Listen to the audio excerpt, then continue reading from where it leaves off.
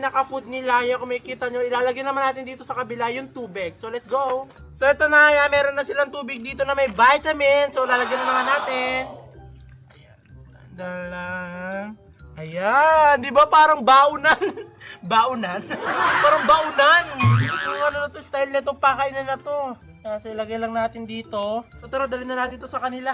At ito na nga, na-ice ko na nga itong binili ko nga sa kanila na bagong ang kainan na talaga ni-request nyo nga lahat. At ilalagay ko na nga to sa first floor nga nitong mga sisiw ko. At talaga magugulat nga dito yung mga sisiw ko kasi iba na nga yung kainan nila at hindi na nga sila tutuka sa lapag.